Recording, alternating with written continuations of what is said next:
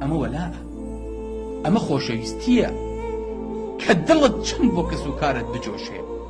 لە کاتێکا لە کەعبە بیت و حەزکەی بێتەوە و لە حەج بی تەواو ببی، فەذکروا الله کەذیکریکم ئاباءەکم ئەو ئەشەدە ذیکرا. چەند بیری کەس و کار و باوک و مناڵەکان دەکەی، ئەبێ کە لێرەش بیت ئەو نەبیری پێغەمبەری خوا پیساسە، ئەو نەبیری مەدینە بکەی، ئەو نەبیری خاکەکەکەی. ئەگەر ڕۆژێ خوا پێغەمبەرەکەی بیر نێتەوە بە خۆتا بچیتەوە پێغەمبەری خوا چی کردووە، بۆ پێغەمبەری خوا ساب کە وەفاتی کرد سەحابەکانی هەموو وەکو خۆی دەرچوون، بۆ کەسێکی لە پەیامەکەی لا نەدا، بۆ گومانیان نەبوو کە ئەمە سەحابەی پێغەمبەری خوا سەلەم.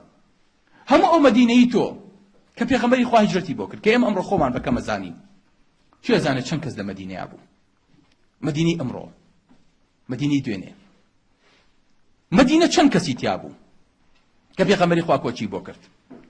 بەقەدەر ناحیەیەکی خۆمان چەند؟ 10,000 کەس.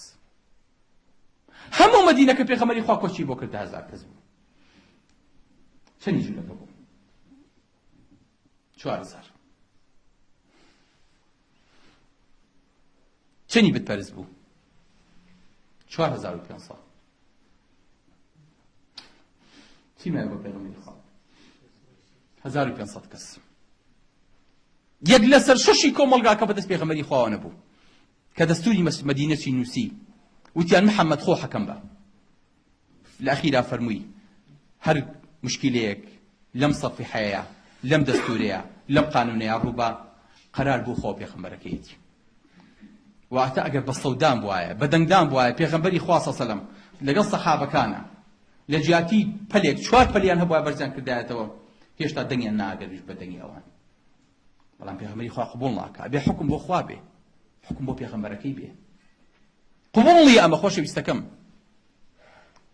بۆیە ئەو مستەمەعە هەمووی جاری هاتۆ بەدەستی پێغەمبەری خوا سەلەم، لە جوولەکە، لە مەسیحی، لە بێدین، پێغەمبەری خوا حکمڕانی ڕئیسی بوو. بەڵێ خۆشەویستەکانم، بۆیە خەڵک لەناو ئەم 10,000 کەسەیە کە سەحابەیەکی بینی و سەحابەی پێغەمبەری خوا سەلەم. سلمانی فارسی لە کاتێکا هاتبۆ مەدینە، وتی پێغەمبەری خوا چۆنە؟ سەحابەکان وتیان خەڵکی پێیان وتیان سەحابەکان یان پێغەمبەری خوا سەلەم ڕیشی ئاوایە، پێکەنینی ئاوایە، ڕۆیشتنی ئاوایە، جلوبەرگی ئاوایە، قسەی ئاوایە، زەردەخەنی ئاوایە. سلمانی فارسی هاو کەسێکی پێگیر کۆرەوتی وەڵڵا خۆیەتی ئەسەلام عەلەیک یا ڕەسوول ئەڵڵا. سلمانی فارسی لەو پەڕی ئێرانەوە هاتووە. سەحابەکە فەرمی وعەلەیکە السەلام وەلاکینی لەستو بڕەسوول الله. عەلەیکە السەلام، بەڵام بەخوا پێغەمبەری خوا نیم ساسە. چۆن تۆ پێغەمبەری خوانی؟ ئەی خۆتیان ئاوە، وەڵڵای هەر تۆ عەینەن وتینە پێغەمبەری خوا ئاوا و ئاوا و ئاوایە. چوو سەحابەیەکی تری کرد. ئەوەی مامۆستا فەرمێ لە نووری پێغەمبەرە ئەوەندە منبەعیث بوو نور، غەریبی تازە هاتوو وەی دەزانی پێغەمبەرستانە. ئەم فەقیرەوەی زانی ئەو هەمووی پێغەمبەرە، چونکە هەموو شتێکان وەکو پێغەمبەر وابوو. عایشا فەرمێ فاتیمەم بینی هات ڕۆیشتنەکەی غەڵەتی نەئەکرد لەگەڵ ڕۆیشتنی پێغەمبەری خوا سەلەم. ئەمە وەلایە، ئەمە خۆشەویستیە کە دڵت چەند بۆ کەس و کارت بجۆشێ. لە کاتێکا لە کەعبە بیت و حەزکەی بێتەوە و لە حەج بی تەواو ببی، فەذکروا الله کەذیکریکم ئاباءەکم ئەو ئەشەدە ذیکرا.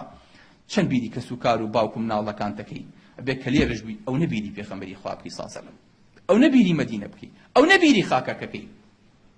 ئەگەر ڕۆژێ خوا پێغەمبەرەکەی بیر نێتەوە بە خۆتا بچیتەوە.